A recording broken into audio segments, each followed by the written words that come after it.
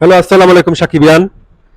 Superstar Shakib খানের আবারও comeback হচ্ছে হিমেল আশরাফের সাথে।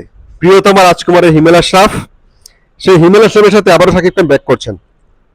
হিমেল আশরাফ রাজকুমারের পরে আমেরিকা চলে গেছেন, তিনি কিন্তু আবার একটা গল্প রেডি করেছেন, একেবারে মৌলিক গল্প।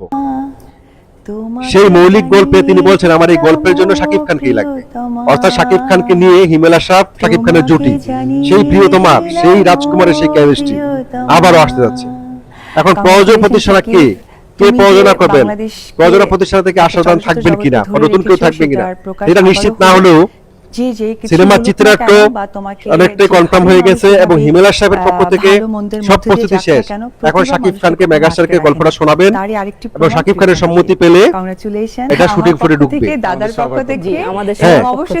হিমেল আশরাফ শাকিব খানের যে কেমিস্ট্রিটা ছিল প্রিয়তমায়, এবং প্রিয়তমা বাংলা সিনেমাকে যে নতুন একটা মাইলস্টোনে নিয়ে গিয়েছিল, সেই কেমিস্ট্রিটা সেই জুটিটাই কিন্তু আবার ব্যাক করছে। ডিরেক্টর হিমেল আশরাফ এবং মেগাস্টার শাকিব খান আগামীকে একটা ধামাকা নিয়ে আসতে যাচ্ছেন এবং সেই ধামাকার অ্যানাউন্সমেন্টটা আনঅফিসিয়ালি এসেছে, অফিসিয়ালি অ্যানাউন্সমেন্টটা খুব দ্রুতই চলে আসবে। আপনার আমাদের সবার প্রিয় সুপারস্টার শাকিব খান এবং হিমেল আশরাফের যদি জুটিটা, যে কেমিস্ট্রিটা সেটা যদি চলে আসে তাহলে সাকিবিয়ানদের জন্য এটা অনেক বড় একটা গিফট হবে।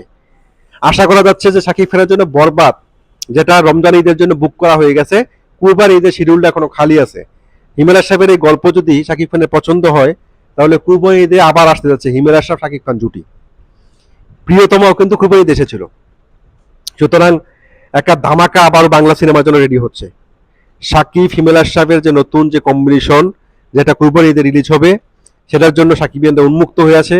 এবং শাকিব খান সম্পর্কে আরো অনেক বেশি আপডেট নিউজ পেতে হলে আমার চ্যানেলটাকে সাবস্ক্রাইব করে রাখুন, লাইক শেয়ার কমেন্টস করে পাশে থাকবেন।